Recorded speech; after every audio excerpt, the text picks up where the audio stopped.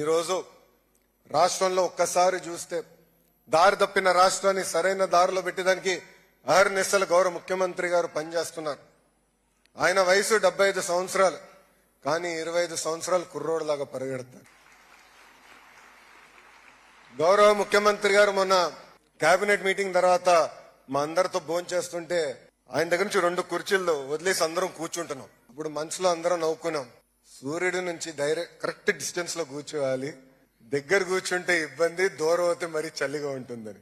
అంటే ఆ ఎనర్జీ, ఆ తపన, రాష్ట్రాన్ని మార్పు తీసుకురావాలి, రాష్ట్రాన్ని ముందలు తీసుకెళ్లాలని అహర్నిశలు ఈ రోజు కూడా కష్టపడుతున్నారు చంద్రబాబు నాయుడు గారు.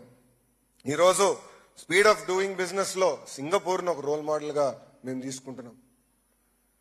ఎప్పుడు లేని విధంగా ఈ రోజు ఆంధ్ర రాష్ట్రానికి పెద్ద ఎత్తున పెట్టుబడులు వస్తున్నాయి.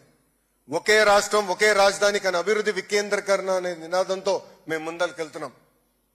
టీజీ భరత్ గారు ఉన్నారు ఇండస్ట్రీస్ మంత్రిగా. పెద్ద ఎత్తున రాయలసీమకు కూడా పెట్టుబడులు తీసుకొస్తున్నాం. ఈ రోజు మీరు చూస్తే అనంతపూర్ కి కియా వచ్చింది, కర్నూలు అనంతపూర్ జిల్లాకి పెద్ద ఎత్తున రెన్యూబుల్ ఎనర్జీ ప్రాజెక్ట్స్ వస్తున్నాయి. ఏకంగా కర్నూలు పట్టణానికి ఒక మొబిలిటీ వ్యాలీగా ప్రకటించి పెద్ద ఎత్తున ఈరోజు పెట్టుబడులు తీసుకొస్తున్నాం. ఇంతేకాదు కడప చిత్తూరులో ఎలక్ట్రానిక్స్ మ్యానుఫ్యాక్చరింగ్ కంపెనీ, నెల్లూరుకి ఇప్పటికే పెద్ద ఎత్తున పరిశ్రమలు వచ్చినాయి, ముందలు కూడా వస్తాయి. ప్రకాశం జిల్లాని ఏకంగా సిబిజీ హబ్ గా మేము నియమించుకున్నాం.